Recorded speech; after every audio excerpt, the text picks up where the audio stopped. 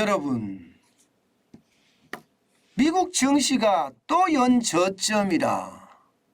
그래서 도대체 어디가 바닥이냐 이런 얘기가 여러분 굉장히 많이 나오고 있습니다.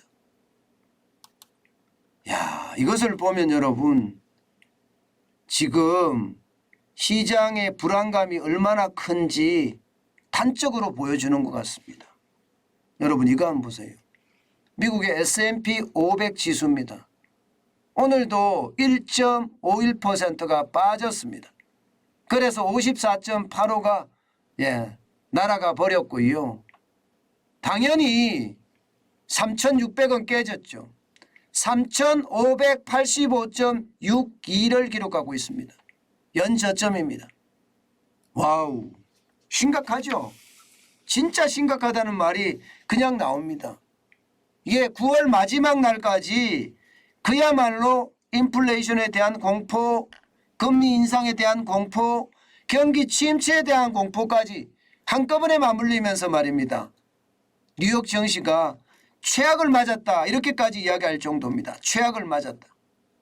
어쩌면 이렇게까지 떨어질까 이렇게 이야기할 정도로 말입니다. 시장은요 마치 패닉 같았습니다. 9월 한 달간 S&P 500 지수만 9.3%가 떨어졌어요. 9.3%. S&P 500 지수만 10% 가까이 떨어졌다는 이야기잖아요. 10%까지. 그만큼 말입니다. 시장의 어떤 충격이 굉장히 컸다는 이야기가 되는 겁니다. 시장의 충격이 말입니다. 게다가 말입니다. 이 S&P 500 지수라는 것은 블루칩 지수라고 하잖아요. 블루칩이라는 게 뭐예요? 기업들이 어떤 성장 가능성이 많고 기업들의 어떤 재무구조가 단단하고 이런 기업을 말하는 거잖아요. 그런 기업의 어떤 상황이 주가가 이렇게 떨어진다는 것은 지금 경기 침체가 더 심화된다 이렇게 지금 끌고 갈 수가 있는 겁니다. S&P 500 지수는요 올 들어서 말입니다. 9개월 동안 24.8%나 떨어졌습니다. 24.8%. 이 정도면 가히 폭락이라고 이야기할 수가 있죠. 진짜 많이 떨어진 거예요. 이게 이렇게까지 많이 떨어진 것은요 아마 거의 역대급이라고 이야기합니다. 역대급. 그것도 단시간 만에 말입니다. 마찬가지로 다우산업 지수도 굉장히 많이 떨어졌습니다. 2,900이 붕괴됐습니다. 1.71%가 떨어졌고요. 500.1이 빠졌습니다. 그래서 28,725.51을 기록했습니다. 마찬가지로 9월 한 달간 다우산업 지수도 8.8% 떨어졌어요. 8.8%. 굉장히 많이 떨어졌죠.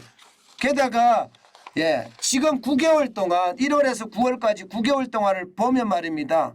다우산업 지수는 21%가 떨어졌습니다. S&P 500 지수가 24.8%가 떨어졌다면 다우산업 지수는 21%가 떨어졌어요. 굉장히 많이 떨어졌죠. 저는 이 정도면 굉장한 어떤 상황이 나빠졌다 이렇게 이야기할 수가 있는 것 같아요. 2002년 그러니까 20년 전이죠. 20년 전 이후 최대폭 하락이라고 이야기하니까 진짜 많이 떨어진 겁니다. 나스닥도 마찬가지입니다. 나스닥도 그 어느 때보다 많이 떨어졌습니다. 또 이러다가 많이 무너지는 것 아니냐 이런 얘기가 이미 나오고 있습니다.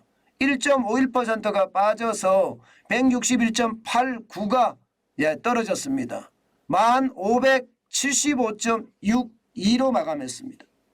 마찬가지로 9월 한 달 동안 나스닥 지수는요 두 자릿수예요. 10.5%가 떨어졌고요. 지난 9개월 동안 나스닥 지수는 32.4%예요. 32.4%. 진짜 많이 떨어졌죠. 게다가 말입니다. 지금 S&P 500, 다우산업, 나스닥 이렇게 3대 지수가 3분기 연속 하락한 것은 2009년 이후 처음이라고 합니다. 2009년 이후. 그러니까 12년 만에 지금 뉴욕 증시 3대 지수가 나란히 마이너스를 기록한다는 뜻이에요. 그만큼 말입니다. 시장의 불안감 굉장히 크다는 이야기예요.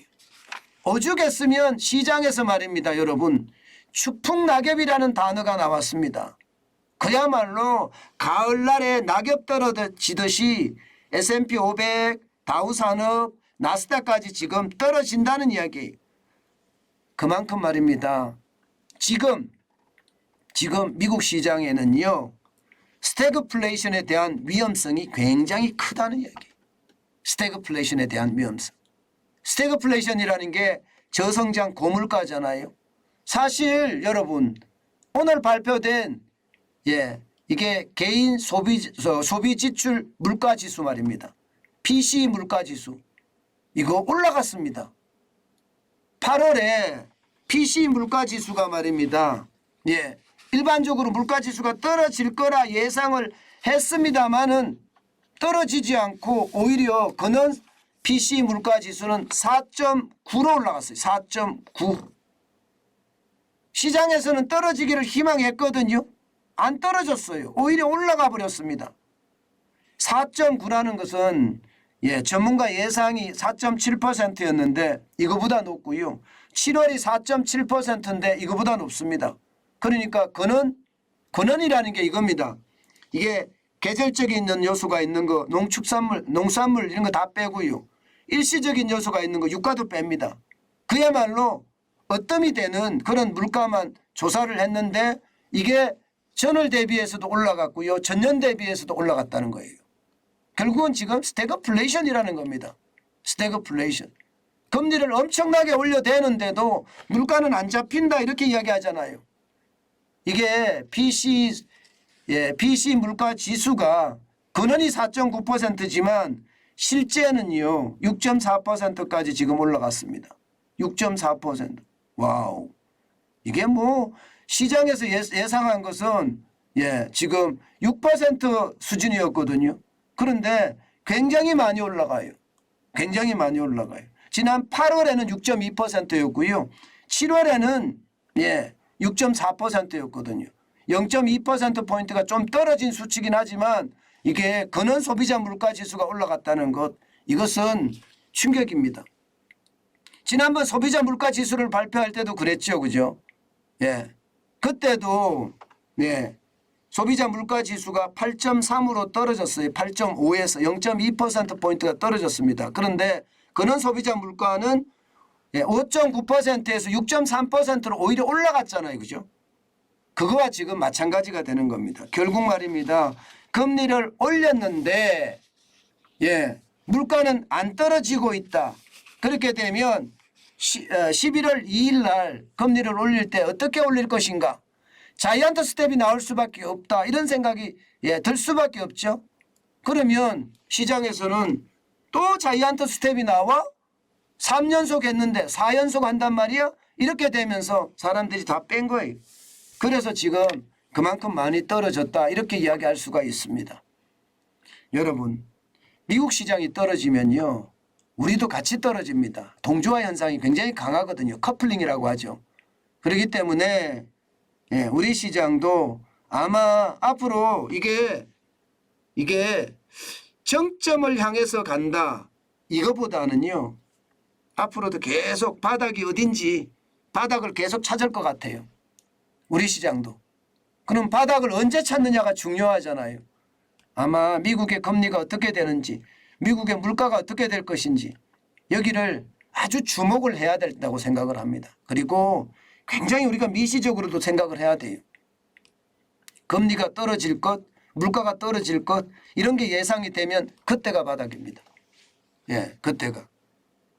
그런데 뭐 시장에서 이미 금리 동결할 거야 이렇게 나오면 늦었고요.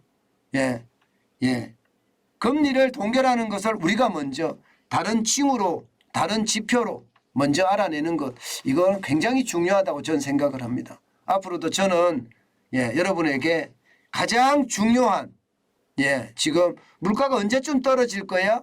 금리는 언제쯤 동결하거나 내릴 거야? 이거를 찾는데 혼신의 노력을 다하겠습니다. 아마 그게 우리가 투자하는 아주 핵심 지표가 될 거니까요.